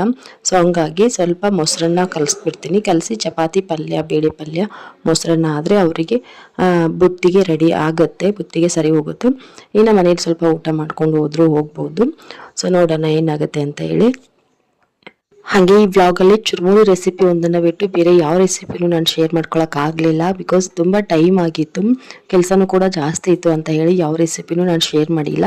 ನಾನು ಮಾಡೋ ಇವತ್ತು ಅಡುಗೆನೂ ಕೂಡ ಅಷ್ಟೇ, ಚಪಾತಿ ಮಾಡ್ತೀನಿ, ಸಿಂಪಲ್ಲು, ಎಲ್ಲರ ಮನೇಲಿ ಮಾಡ್ತಾನೆ ಇರ್ತೀರ. ಇನ್ನು ತೊಗರಿಬೇಳೆ ಪಲ್ಯನ ಎಲ್ಲರೂ ಮಾಡ್ತಾನೆ ಇರ್ತೀರ. ತೊಗರಿಬೇಳೆ ನೆನೆಸಿ ಆ ಥರ ಪಲ್ಯ ಎಲ್ಲರ ಮನೆಯಲ್ಲೂ ಮಾಡ್ತಾನೆ ಇರ್ತೀರ. ಸೊ ಬೇಕು ಅಂದರೆ ಇನ್ನೊಂದು ಸಾರಿ ಯಾವುದಾದ್ರೂ ಒಂದು ಬೇರೆ ಬ್ಲಾಗಲ್ಲಿ ತೊಗರಿಬೇಳೆ ಪಲ್ಯ ರೆಸಿಪಿನ ಶೇರ್ ಮಾಡ್ಕೊಂಡಿರ್ತೀನಿ. ಸೊ ಇನ್ನು ಮೊಸರನ್ನ ಆಲ್ಮೋಸ್ಟ್ ಎಲ್ಲರ ಮನೆಯಲ್ಲೂ ಮಾಡ್ತಾನೆ ಇರ್ತೀರ. ಇನ್ನು ಬೇಸಿಗೆ ಟೈಮು ಸಾಕಷ್ಟು ಸಾರಿ ಪ್ರತಿದಿನನೂ ಮಾಡೋರು ಸಾಕಷ್ಟು ಜನ ಇದ್ದೀರಾ. ಮೊಸರನ್ನ, ಮೊಸರು ಅವಲಕ್ಕಿ ಈ ಥರ ಬೇಕು ಅಂದರೆ ಅದನ್ನು ಕೂಡ ಇನ್ನೊಂದು ಸಾರಿ ಮಾಡಿದಾಗ ಆ ರೆಸಿಪಿನೂ ಕೂಡ ಶೇರ್ ಮಾಡ್ತೀನಿ. ಸಾರಿ, ಇವತ್ತಿನ ರೆಸಿಪಿ ಯಾವುದೂ ಇಲ್ಲ. 1 hour later. ಇನ್ನು ನಮ್ಮ ಯಜಮಾನ್ರು ಮಧ್ಯಾಹ್ನದವರೆಗೂ ಫ್ಯಾಕ್ಟ್ರಿಗೆ ಹೋಗಿ ಬಂದು ರೆಡಿಯಾಗಿ ಸ್ವಲ್ಪ ಊಟ ಮಾಡಿಕೊಂಡು ಬುತ್ತಿನ ಕೂಡ ರೆಡಿ ಮಾಡಿದ್ದೆ ನಾನು. ಅವ್ರು ಬರೋ ಅಷ್ಟರಲ್ಲಿ ಎಲ್ಲ ಅಡುಗೆ ಎಲ್ಲ ಮಾಡಿಬಿಟ್ಟು ಡಬ್ಬಿನ ರೆಡಿ ಮಾಡಿದ್ದೆ. ಅವ್ರ ಮನೆಯಿಂದ ಹೊರಡ್ಬೇಕಾದ್ರೆ ಒಂದು ವಿಡಿಯೋ ಕೂಡ ಮಾಡೋಕ್ಕಾಗಲಿಲ್ಲ, ನನಗೆ ವಿಡಿಯೋ ಶೂಟ್ ಕೂಡ ಮಾಡೋಕ್ಕಾಗಲಿಲ್ಲ. ಸೊ ಹಂಗಾಗಿ ಅವರಿಗೆ ಕಾಲ್ ಮಾಡಿ ಹೇಳಿದೆ, ನಿಮ್ಮದು ಹೊರಡಬೇಕಾದ್ರೆ ನಿಮ್ಮ ಗಾಡಿ ಪೂಜೆ ಆಗಿರ್ಬೋದು, ನೀವು ಸ್ವಲ್ಪ ಹೊರಡಬೇಕಾದ್ರೆ ಒಂದು ವೀಡಿಯೋನ ಶೂಟ್ ಮಾಡಿ ಕಳಿಸಿ ಅಂತ ಹೇಳಿ ರಿಕ್ವೆಸ್ಟ್ ಮಾಡಿದ್ದು. ಸೊ ಹಂಗಾಗಿ ಅವ್ರು ಒಂದು ವೀಡಿಯೋನ ಶೂಟ್ ಮಾಡಿ ಕಳಿಸಿದ್ರು. ಸೊ ಅದೇ ವೀಡಿಯೋನ ನೀವು ಇವಾಗ ನೋಡ್ತಾ ಇರೋದು. ಅವ್ರು ಹೊರಡ್ತಾ ಇದ್ದಾರೆ. ಸೊ ಇಷ್ಟು ಜನ ಹೊರಡ್ತಾ ಇದ್ದಾರೆ, ಎಲ್ಲರೂ ಫ್ಯಾಕ್ಟ್ರಿ ಮೆಂಬರ್ಸು, ಅಂದರೆ ಫ್ಯಾಕ್ಟ್ರಿಯಲ್ಲಿ ಕೆಲಸ ಮಾಡೋ ವರ್ಕರ್ಸು. ಸೊ ಅದೇ ಫ್ಯಾಕ್ಟ್ರಿಯಲ್ಲಿ ನನ್ನ ಹಸ್ಬೆಂಡ್ ಕೂಡ ವರ್ಕ್ ಮಾಡ್ತಾ ಇದ್ದಾರೆ. ಸೊ ಕೆಲವೊಂದಿಷ್ಟು ಒಂದು 13 ಜನ ಇದ್ದಾರೆ ಅಂತ ಹೇಳಿದ್ರು. ಸೊ 13 ಜನ ಸೇರಿಕೊಂಡು ಹೊರಡ್ತಾ ಇದ್ದಾರೆ. 20 ದಿನದ ಪ್ರವಾಸ. ಸೊ ಅಷ್ಟರಲ್ಲಿ ಪ್ರಯಾಗ್ರಾಜಕ್ಕೂ ಕೂಡ ಹೋಗಿ ಬರ್ತಾರೆ. 26th ಅನ್ನೋಷ್ಟರಲ್ಲಿ ಅವರು ಪ್ರಯಾಗ್ರಾಜಕ್ಕೆ ರೀಚ್ ಆಗ್ತಾರೆ. ಸೊ ಹಂಗಾಗಿ ಇವಾಗ ಹೊರಡ್ತಾ ಇದ್ದಾರೆ. ಹ್ಯಾಪಿ ಜರ್ನಿ ಎಲ್ರಿಗೂ ಕೂಡ. ಸೊ ಇನ್ನು ಅವ್ರು ಹೊರಟಾದ್ಮೇಲೆ ಸಾಯಂಕಾಲ 6 ಗಂಟೆಗೆ ನಮಗೆ ಟೈಮ್ ಕೊಟ್ಟಿದ್ರು. ನಮ್ಮ ಆರು ಬೇಬಿ ಸ್ಕೂಲಲ್ಲಿ ಆ್ಯನ್ಯುವಲ್ ಡೇ ಫಂಕ್ಷನ್. ಸೊ 6 ಗಂಟೆಗೆ ಹೇಳಿದ್ರು ಅವರು. ಬೆಳಿಗ್ಗೆನೇ ನಾವು 11:15 ಹೇಳಿದ್ರು ಕೂಡ 1:15 ಅವರು ಶುರು ಮಾಡಿದ್ರು. ಸೊ ಹಂಗಾಗಿ ಅವಳನ್ನು ಇಲ್ಲಿ ಮನೆಯಿಂದನೇ 6 ಗಂಟೆಗೆ ರೆಡಿ ಮಾಡಿಸಿ ಕರ್ಕೊಂಡು ಹೋಗೋಣ, 6:15 ಹೋದರೆ ಆಯಿತು ಅಂತ ಹೇಳಿ ನಾನು ಅಂದ್ಕೊಂಡಿದ್ದೆ. ಇನ್ನು ಅವಳಿಗೆ ಗಡಿಬಿಡಿನಲ್ಲಿ ಮೆಹಂದಿ ಕೂಡ ಹಾಕಿರಲಿಲ್ಲ. ಅವಳು ಸ್ಕೂಲ್ಗೆ ಹೋಗಿ ಅವಳ ಫ್ರೆಂಡ್ಸ್ ಎಲ್ಲ ಕೈ ಮೆಹಂದಿ ಹಾಕಿರೋದನ್ನು ನೋಡಿದ್ಲು ಬೆಳಿಗ್ಗೆ. ಹಂಗಾಗಿ ಮತ್ತೆ ನನಗೆ ಮನೆಗೆ ಬಂದು ಪೀರ್ಸಕ್ಕೆ ಶುರು ಮಾಡಿದ್ಲು, ನಂಗೆ ಮೆಹಂದಿ ಬೇಕಮ್ಮ ಅಂತೇಳಿ. ಮತ್ತೆ ತಿರ್ಗಾ ಬರುವಾಗ ಸ್ಕೂಲಿಂದ ಬರುವಾಗ ಒಂದು ಮೆಹಂದಿನ ತೊಗೊಂಡು ಬಂದಿದ್ದೆ. ಸೊ ಬಂದ ಮೇಲೆ ಅವ್ರ ಅಪ್ಪಾಜಿಗೆಲ್ಲ ರೆಡಿ ಮಾಡಿಸಿ ಅವ್ರ ಪ್ರವಾಸಕ್ಕೆ ಹೋದ್ಮೇಲೆ ಮತ್ತೆ ಅವಳಿಗೆ ಇವಾಗ ಮೆಹಂದಿ ಹಾಕಿದ್ದೀನಿ. ಟೈಮ್ ಬಂದುಬಿಟ್ಟು 4:15 ಆಗಿದೆ. ಒಂದು ಅರ್ಧ ಗಂಟೆ ಅವಳು ಮೆಹಂದಿ ಜೊತೆಗೇ ಎಂಜಾಯ್ ಮಾಡಲಿ. ಅದಾದಮೇಲೆ ಅವಳನ್ನ ಕೈಯೆಲ್ಲ ಕ್ಲೀನ್ ಮಾಡಿಬಿಟ್ಟು ಅವಳಿಗೆ ರೆಡಿ ಮಾಡ್ತೀನಿ. ಅವಳು ಕೈ ಮೆಹಂದಿ ಎಲ್ಲ ಆರುವಷ್ಟರಲ್ಲಿ ನಾನು ಮನೆ ಕೆಲಸ ಸ್ವಲ್ಪ ಇದೇ ಮುಗಿಸ್ಕೊತೀನಿ. ಸೊ ನೋಡಿ, ರೆಡಿ ಆದ್ಲು ನಮ್ಮ ಆರೋ ಬೇಬಿ ಡ್ಯಾನ್ಸ್ ಫಂಕ್ಷನ್ಗೆ. ಸೊ ಅವ್ರು ಕೊಟ್ಟಿರೋವಂಥ ಡ್ರೆಸ್ ಇದು. ಈ ಡ್ರೆಸ್ಗೆ ಎಷ್ಟು ನಾವು ಕಷ್ಟ ಆಯಿತು ಗೊತ್ತಾ. ಈ ಡ್ರೆಸ್ ಸಲುವಾಗಿ ಇದನ್ನ ಫಸ್ಟ್ ಒಂದು ಡ್ರೆಸ್ ಕೊಟ್ಟಿದ್ರು. ಅವಳಿಗೆ ಬೇಕಾಗಿರೋದು 30 ನಂಬರ್ ಬೇಕು, ಅವ್ರು 34 ಕೊಟ್ಟಿದ್ರು. ಸೊ ಅಟ್ಲೀಸ್ಟ್ 32ನಾದರೂ ಕೊಡಿ ಅಂತ ಹೇಳ್ಬಿಟ್ಟು ಎಕ್ಸ್ಚೇಂಜಿಗೆ ಕೊಟ್ವಿ. ಅದಾದಮೇಲೆ ಮೊನ್ನೆ ನಾನು ಎಲ್ಲಮ್ಮನ ಗುಡ್ಡಕ್ಕೆ ಹೋಗ್ಬೇಕಾದ್ರೆ ಎಕ್ಸ್ಚೇಂಜ್ ಡ್ರೆಸ್ ಇದೆ, ಎಕ್ಸ್ಚೇಂಜ್ ಮಾಡ್ಕೊಂಡು ಬರ್ತಾರೆ ಅಂತ ಹೇಳಿದ್ದೆ ನೋಡಿ ಆ ಬ್ಲಾಗಲ್ಲಿ ನಿಮಗೆ. ಸೊ ಆವಾಗ ಎಕ್ಸ್ಚೇಂಜ್ ಮಾಡ್ಕೊಂಡು ಬಂದರೆ ಆ ಡ್ರೆಸ್ನ ಕಂಪ್ಲೀಟಾಗಿ ಕಲರ್ ಚೇಂಜ್ ಆಗಿ ಕೊಟ್ಬಿಟ್ಟಿದ್ದಾರೆ. ಸೊ ಮತ್ತೆ ಅದನ್ನು ತಿರ್ಗಾ ಮತ್ತೆ ಎಕ್ಸ್ಚೇಂಜ್ ಮಾಡಿಸ್ಕೊಂಡು ಬಂದರೆ ಇದು 34 ಬಿಟ್ಟು 36 ಕೊಟ್ಟಿದ್ದಾರೆ. ಸೊ ಹಂಗಾಗಿ ಅವಳಿಗೆ 10 ವರ್ಷದ ಮಗುವಿಗೆ ಬರೋ ಅಂಥ ಡ್ರೆಸ್ ನನ್ನ ಮಗಳಿಗೆ ಕೊಟ್ಟಿದ್ದಾರೆ. ನನ್ನ ಮಗಳು 7 ವರ್ಷದವಳು. ತುಂಬಾ ಕಷ್ಟ ಆಯಿತು. ಮತ್ತು ಇಲ್ಲಿ ಯಾರು ನಮಗೆ ಟೈಲರು ಕೂಡ ಪರಿಚಯ ಇಲ್ಲ, ಅದನ್ನು ಸ್ವಲ್ಪ ಫಿಟ್ಟಿಂಗ್ ಎಲ್ಲ ಮಾಡಿಸ್ಬೇಕು ಅಂದರೆ ಅದು ಕೂಡ ಆಗಲಿಲ್ಲ. ಮನೆಯಲ್ಲೇ ನಮ್ಮ ಅತ್ತೆನೇ ಸ್ವಲ್ಪ ಒಂದು ದಾರನ ತೊಗೊಂಡು ಕೆಳಗಡೆ ಸೊಂಟದ ಹತ್ರ ಸ್ವಲ್ಪ ಫೋಲ್ಡ್ ಮಾಡಿ ರೆಡಿ ಮಾಡಿದ್ರು. ಸೊ ಈ ಥರ ಕಾಣ್ತಾ ಇದ್ದಾಳೆ. ಇನ್ನು ಅವಳನ್ನ ಕರ್ಕೊಂಡು ಬರೋ ಅಷ್ಟರಲ್ಲಿ ಟೈಮ್ 7 ಗಂಟೆನೇ ಆಗೋಯ್ತು. ಅವಾಗ ತಾನೇ ಫಂಕ್ಷನ್ ಶುರು ಆಗಿತ್ತು. ನರ್ಸರಿ ನಮ್ಮ ಮಕ್ಕಳೆಲ್ಲ ಡ್ಯಾನ್ಸ್ ಮಾಡ್ತಾಯಿದ್ರು. ನೋಡ್ತಾ ಇರ್ಬೋದು ಎಷ್ಟು ಚೆನ್ನಾಗಿ ರೆಡಿ ಮಾಡಿದ್ದಾರೆ ಸ್ಕೂಲ್ ಅಂತ ಹೇಳ್ಬಿಟ್ಟು. ಎಷ್ಟು ಚೆನ್ನಾಗಿ ಕಾಣ್ತಾ ಇದೆ. ಡೆಕೋರೇಷನ್ ಎಲ್ಲ ತುಂಬ ಚೆನ್ನಾಗಿ ಮಾಡಿದ್ರು. ಫಂಕ್ಷನ್ನು ಮೊದಲಿಗೆ ನಾವು ಅಂದ್ಕೊಂಡಿದ್ವಿ nursery, LKG, UKG, first standard, 5th ಮುಂಚೆನೇ ಫಸ್ಟ್ ಮಾಡಿಸ್ಬಿಡ್ತಾರೆ ಡ್ಯಾನ್ಸು, ಬೇಗ ಮುಗಿಯುತ್ತೆ, 10 ಗಂಟೆ ಎಲ್ಲ ಅನ್ನೋ ಅಷ್ಟರಲ್ಲಿ ಮುಗಿಯುತ್ತೆ ಅಂದ್ಕೊಂಡಿದ್ವಿ ನಾವು. ಬಟ್ ಇವ್ರು ಏನು ಮಾಡ್ತಾರೆ, 10th, 6th, 9th ಈ ಥರ ಅವರು ದೊಡ್ಡ ಮಕ್ಕಳನ್ನ ಫಸ್ಟ್ ಮಾಡಿಸಿದ್ರು. ಯಾಕೆಂತಂದರೆ ನಾವು ಮುಂಚೆನೇ ಸಣ್ಣ ಮಕ್ಕಳನ್ನ ಮಾಡಿಸಿದ್ರೆ ಎಲ್ಲ ಪೇರೆಂಟ್ಸು ಮಕ್ಕಳನ್ನ ಕರ್ಕೊಂಡು ಎದ್ದು ಹೊರಟೋಗ್ಬಿಡ್ತಾರೆ ಅಂತ ಹೇಳಿ ಅವ್ರು ಪ್ಲ್ಯಾನ್ ಮಾಡಿ 6 ಬೇಬಿ ಡ್ಯಾನ್ಸು ಫೈನಲಿ 10 ಗಂಟೆಗೆ ಬಂದು ರೀಚ್ ಆಯಿತು. ಸೊ ಅಲ್ಲಿವರೆಗೂ ಕೂತ್ವಿ. ಪಾಪ ನನ್ನ ಮಗಳಿಗೆ ಸರಿಯಾಗಿ ಊಟನೂ ಕೂಡ ಮಾಡಿರಲಿಲ್ಲ. ಇನ್ನು ಡ್ರೆಸ್ ಎಲ್ಲ ಕಾಸ್ಟ್ಯೂಮ್ ಹಾಕೊಂಡು ಬಿಟ್ಟಿದ್ದಾಳೆ. ಎದ್ದು ಬಾರಮ್ಮ ಸ್ವಲ್ಪ ಊಟ ಮಾಡ್ಕೊಂಡು ಬರುವಂತೆ ಅಂದರು. ಅವಳು ಕೂಡ ಡ್ಯಾನ್ಸ್ ಮಾಡೋ ಎಕ್ಸೈಟ್ಮೆಂಟಲ್ಲಿ ಬೇಡಮ್ಮ ಅಂತ ಹೇಳಿದ್ಲು. ಪಾಪ ಎಲ್ಲೋ ಮಕ್ಕಳು ಎಷ್ಟು ಮುಖ ಎಲ್ಲ ಸಪ್ಪೆ ಆಗೋಗಿತ್ತು ಪುಟ್ಟ ಮಕ್ಕಳದು. ಇನ್ನು 6 ಬೇಬಿ ಆದರೆ ಫಸ್ಟ್ ಸ್ಟ್ಯಾಂಡರ್ಡು, ಇನ್ನು ನರ್ಸರಿ, LKG, UKG ಮಕ್ಕಳು ಪಾಪ ಅವರು ಕೂಡ ಹಂಗೆ ಮಾಡಿದ್ರು. ತುಂಬಾ ದೂರ ಒಂದು ರಾತ್ರಿ 10 ಗಂಟೆ 9 ಗಂಟೆಗೆಲ್ಲ ಪಾಪ ಆ ಮಕ್ಕಳು ಡ್ಯಾನ್ಸ್ನ ಮಾಡಿಸಿದ್ರು. ಪೇರೆಂಟ್ಸ್ ಎಲ್ಲ ತುಂಬಾ ಗರಂ ಆಗಿಬಿಟ್ರು. ಯಾಕೆಂತಂದರೆ ಚಿಕ್ಕ ಮಕ್ಕಳು ಇರ್ತಾರೆ. ಸೊ ಅವ್ರಿಗೆ ಬೇಗ ಡ್ಯಾನ್ಸ್ ಮಾಡಿಸಿ ಕಳಿಸಿದ್ರಿ. ಪಾಪ ಊಟ ಮಾಡಿಕೊಂಡು ಸ್ವಲ್ಪ ಮಲ್ಕೊಂಡಾದರೂ ಮಲ್ಕೊತಾರೆ. ಹೆಣ್ಣು ನಮ್ಮ ಗುಂಡಣ್ಣ ನಮ್ಮ ಅಕ್ಕನ ಡ್ಯಾನ್ಸ್ ನೋಡ್ತೀನಿ ಅಂತ ಹೇಳಿ ಪಾಪ ಕಾದು ಮಲ್ಕೊಂಡ ಅವನು. ಮಧ್ಯಾಹ್ನ ಬರೀ ಮಲಗಿರಲಿಲ್ಲ. ನಾನು ಕೆಲಸದ ಗಡಿಬಿಡಿನಲ್ಲಿ ಮಲಗಿಸಿರಲಿಲ್ಲ ಅವನ್ನ. ಸೊ ಮಲಗಲಿ ಬಿಡು ಅಂತ ಹೇಳ್ಬಿಟ್ಟು ಸುಮ್ಮನೆ ಅದೇ. ಇನ್ನು ದೊಡ್ಡೋರು ಡ್ಯಾನ್ಸ್ಗೆ ನಾನು ಪುಟ್ಟ ಮಕ್ಕಳು ಮಾಡಿರೋ ಡ್ಯಾನ್ಸು ತುಂಬ ಚೆನ್ನಾಗಿತ್ತು. ಅಷ್ಟೊಂದು ಟೈಮ್ ಆದ್ರೂ ಕೂಡ ನಿದ್ದೆಗೆಟ್ಟು ಹಸಿವೆಯಿಂದ ಇದ್ರೂ ಕೂಡ ಮಕ್ಕಳು ಎಷ್ಟು ಚೆನ್ನಾಗಿ ಡಾನ್ಸ್ ಮಾಡಿದ್ರು ಅಂತೀರಾ. ಹಂಗೆ ಪೇರೆಂಟ್ಸು ಕೂಡ ಅಷ್ಟೇ, ಅವರು ಆ ರೀತಿ ಪ್ಲ್ಯಾನ್ ಮಾಡಿದ್ದಕ್ಕೇ ಎಲ್ಲ ಪೇರೆಂಟ್ಸು ಕೂತಿದ್ರು ಮಕ್ಕಳ ಸಲುವಾಗಿ. ಸೊ ಇನ್ನು ನಮಗೆ ಪೇರೆಂಟ್ಸ್ಗೆ ಹೋಗಿ ಊಟ ಮಾಡ್ಕೊಂಡು ಬನ್ನಿ ಅಂತ ಅನೌನ್ಸ್ ಮಾಡಿದ್ರು ಕೂಡ ನಮ್ಮ ಮಕ್ಕಳ ಡಾನ್ಸ್ಗಿನ ಊಟ ಏನೂ ಹೆಚ್ಚಿಂದಲ್ಲ ಅಲ್ವಾ. ಸೊ ಹಂಗಾಗಿ ಎಲ್ಲ ಪೇರೆಂಟ್ಸು ಕೂಡ ಅಷ್ಟೇ ತಾಳ್ಮೆಯಿಂದ ಕೂತಿದ್ರು. ಸೊ ಅದಾದಮೇಲೆ ಇದು ನಮ್ಮ RBB ಡಾನ್ಸು, ಅವ್ರು ಮಾಡಿರೋ ಡಾನ್ಸ್ ಬಂದ್ಬಿಟ್ಟು ಮಾಲಾಶ್ರೀ ಮೇಡಮ್ ಮತ್ತು ಸುನೀಲ್ ಅವರ ಕಾಂಬಿನೇಷನ್ ಫಿಲ್ಮು ಬೆಳ್ಳಿ ಕಾಲುಂಗುರ, ಬೆಳ್ಳಿ ಕಾಲುಂಗುರ ಫಿಲ್ಮ್ದು ಸಾಂಗು ಕೇಳಿಸದೆ ಕಲ್ಲು ಕಲ್ಲಿನಲ್ಲಿ, ಆ ಸಾಂಗ್ನ ಸೆಲೆಕ್ಟ್ ಮಾಡಿದ್ರು ಅವರು. ಸೊ ತುಂಬ ಚೆನ್ನಾಗಿ ಮಾಡಿದ್ಲು. ನಮ್ಮ RBB ನಿಜವಾಗ್ಲೂ ಇಷ್ಟು ಚೆನ್ನಾಗಿ ಡಾನ್ಸ್ ಮಾಡ್ತಾಳೆ ಅಂತ ಅಂದ್ಕೊಂಡೇ ಇರಲಿಲ್ಲ ನಾನು. ಅವಳು ಕೂಡ ಅಷ್ಟೇ ತುಂಬಾ ಚೆನ್ನಾಗಿ ಡಾನ್ಸ್ ಮಾಡಿದ್ಲು. ಸೊ ನನಗೆ ಒರಿಜಿನಲ್ ಸಾಂಗ್ನ ಕೇಳಿಸ್ಬಿಟ್ಟು ವಿಡಿಯೋನ ಹಾಕಬೇಕು, ಪೋಸ್ಟ್ ಮಾಡಬೇಕು ಅಂತ ತುಂಬಾ ಆಸೆ ಇತ್ತು.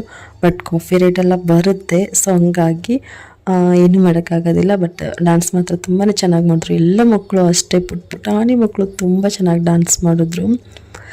ಫಂಕ್ಷನ್ ಮಾತ್ರ ತುಂಬ ಚೆನ್ನಾಗಾಯಿತು. ನೋಡಿ ಎಲ್ಲ ಮಕ್ಕಳು ಎಷ್ಟು ಚೆನ್ನಾಗಿ ಕಾಣ್ತಾ ಇದ್ದಾರೆ ಅಂತ ಹೇಳಿ. ಈ ನಮ್ಮ ಎಲ್ಲ ತಾಯಂದ್ರಿಗಿಂತ ಹೆಚ್ಚಿನ ಬ್ಯೂಟಿಷಿಯನ್ ಬೇಕಾ ನೋಡಿ. ಎಲ್ಲ ಮಕ್ಕಳಿಗೂ ಎಷ್ಟು ಚೆನ್ನಾಗಿ ಎಲ್ಲ ಪೇರೆಂಟ್ಸು ಎಲ್ಲ ತಾಯಂದ್ರು ಎಷ್ಟು ಚೆನ್ನಾಗಿ ರೆಡಿ ಮಾಡಿದ್ದಾರೆ ಮಕ್ಕಳನ್ನ. ಅದರಲ್ಲೂ ಅವ್ರಿಗಿನ್ನ ದೊಡ್ಡದಾಗಿರೋ ಲಂಗ ಮತ್ತು ಅವ್ರಿಗಿನ್ನ ದೊಡ್ಡದಾಗಿರೋ ಜಡೆ, ಪ್ರತಿಯೊಂದು ಎಲ್ಲ ಮಕ್ಕಳಿಗೂ ಜಡೆ ಎಷ್ಟು ಚೆನ್ನಾಗಿ ಹಾಕಿದ್ದಾರೆ ಎಲ್ಲ ತಾಯಂದರು. ಅವರನ್ನು ಎಷ್ಟು ಚೆನ್ನಾಗಿ ಮೇಕಪ್ ಮಾಡಿದ್ದಾರೆ, ಎಷ್ಟು ಚೆನ್ನಾಗಿ ರೆಡಿ ಮಾಡಿದ್ದಾರೆ ನೋಡಿ ನಮ್ಮ ಮಮ್ಮೀಸು. ಅಷ್ಟು ಪವರ್ ಇರುತ್ತೆ ನಮ್ಮ ಇಂಡಿಯನ್ ಮಾಮ್ಸ್ಗೆ.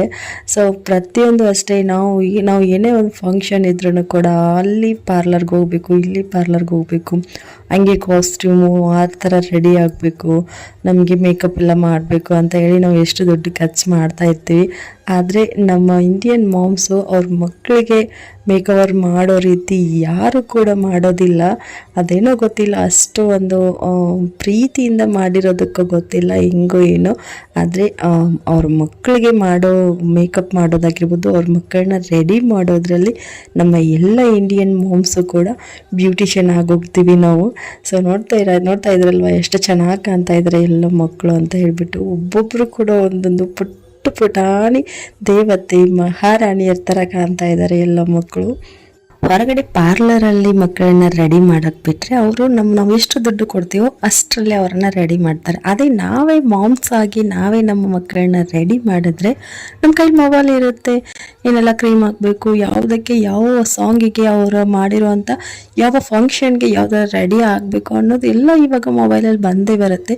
ಸೊ ಅದನ್ನು ನೋಡ್ಕೊಂಡು ನಾವು ರೆಡಿ ಮಾಡಿದ್ರೆ ಅದರಲ್ಲಿ ಪ್ರೀತಿ, ವಾತ್ಸಲ್ಯ, ಮಮತೆ ಎಲ್ಲನೂ ಬೆರೆಸಿ ನಾವು ಅವರನ್ನು ರೆಡಿ ಮಾಡ್ತೀವಿ. ಆವಾಗ ನಮ್ಮ ಮಕ್ಕಳಲ್ಲಿ ಒಂದು ಮುದ್ದಾದ ನಗು ಇರುತ್ತೆ, ಒಂದು ದೇವತೆ ಕಳೆ ಬರುತ್ತೆ. ತಾಯಿ ಕೈಯಿಂದ ಮಕ್ಕಳು ರೆಡಿ ಆದರೆ ಅಷ್ಟು ಚೆನ್ನಾಗಿರುತ್ತೆ, ಅದಕ್ಕೆ ಅಷ್ಟು ಪವರ್ ಇರುತ್ತೆ. ಸೊ ಈ ಒಂದು ಕೆಲಸಕ್ಕೆ ನಮ್ಮ ಇಂಡಿಯನ್ ಮಾಮ್ಸ್ಗೆ ನಾವು ಹ್ಯಾಟ್ಸ್ ಆಫ್ ಹೇಳಬೇಕು. ಬರೀ ಈ ಒಂದು ಡ್ಯಾನ್ಸಲ್ಲಿ ಮಾಡ್ತಾ ಇರೋ ಮಕ್ಕಳು ಮಾತ್ರ ಅಲ್ಲ, ಅಲ್ಲಿ ಬಂದಿರೋ ಪ್ರತಿಯೊಂದು ಮಕ್ಳಿಗೂ ಕೂಡ ಅಷ್ಟೇ. ಅವ್ರ ತಾಯಂದ್ರೆ ಎಷ್ಟು ಚೆನ್ನಾಗಿ ರೆಡಿ ಮಾಡಿದ್ರು ಗೊತ್ತು. ಹೆಣ್ಮಕ್ಳಿಗೆ ಮಾತ್ರ ಅಲ್ಲ, ಗಂಡು ಮಕ್ಕಳಿಗೂ ಕೂಡ ಅಷ್ಟೇ. ಅವ್ರಿಗೆ ಡ್ರೆಸ್ ಹಾಕಿ, ಅವ್ರಿಗೆ ಗಾಗಲ್ ಎಲ್ಲ ಹಾಕಿಸಿ, ಮತ್ತು ಒಂಚೂರು ಅಲ್ಲೇ ಸ್ವಲ್ಪ ಪೌಡ್ರು, ಸ್ನೋ, ಲಿಪ್ಸ್ಟಿಕ್ಕು ಎಲ್ಲನೂ ಹಾಕಿ ಎಷ್ಟು ಚೆನ್ನಾಗಿ ರೆಡಿ ಮಾಡಿಸಿದ್ರು ಗೊತ್ತು ಅವ್ರ ತಾಯಂದ್ರು. ಅದೇನೋ ಒಂದು ಖುಷಿ ಇರುತ್ತೆ ತಾಯಂದ್ರಿಗೆ. ಮಕ್ಕಳನ್ನು ಅವ್ರು ಒಂದು 5 ನಿಮಿಷದ ಒಂದು ಫಂಕ್ಷನ್ಗೆ ಅಷ್ಟು ಚೆನ್ನಾಗಿ ರೆಡಿ ಮಾಡ್ತಾರೆ ಅಂದರೆ ಅವ್ರ ಭವಿಷ್ಯದ ಬಗ್ಗೆ ಎಷ್ಟೆಲ್ಲ ಕನಸನ್ನ ಕಂಡಿರುತ್ತೆ ತಾಯಿ ಜೀವ, ಯೋಚನೆ ಮಾಡಿ. ಸೊ ಎಲ್ಲ ಮಾಮ್ಸ್ಗೂ ಕೂಡ ಹ್ಯಾಟ್ಸ್ ಆಫ್ ಈ ವಿಡಿಯೋ ಮೂಲಕ ಎಲ್ಲ ತಾಯಂದ್ರಿಗೂ ಹ್ಯಾಟ್ಸ್ ಆಫ್ ಹೇಳೋಕ್ಕೆ ಇಷ್ಟಪಡ್ತೀನಿ. ಇನ್ನು RBB ಡಾನ್ಸ್ ಮುಗಿದಾದ್ಮೇಲೆ ಒಂದೆರಡು ನರ್ಸರಿ ಇತ್ತು ಮತ್ತು ಒಂದು 4 ಹೈಸ್ಕೂಲ್ದು ಡ್ಯಾನ್ಸ್ ಇತ್ತು. ಸೊ ಅವೆಲ್ಲ ಡ್ಯಾನ್ಸ್ನ ಮುಗಿಸ್ಕೊಂಡು ಮತ್ತು ನಾವು ಮನೆಗೆ ಹೊರಟ್ವಿ. ಸ್ಕೂಲಿಂದನೇ ಊಟದ ವ್ಯವಸ್ಥೆ ಇತ್ತು, ಬಟ್ ಲೇಟ್ ಆಗಿರೋದ್ರಿಂದ ಎಲ್ಲನೂ ಖಾಲಿ ಆಗೋಗಿತ್ತು. ಹಂಗಾಗಿ ಮನೆಗೆ ಹೋಗಿ ಊಟ ತರಿಸ್ಕೊಂಡು ಊಟ ಮಾಡಿದ್ವಿ.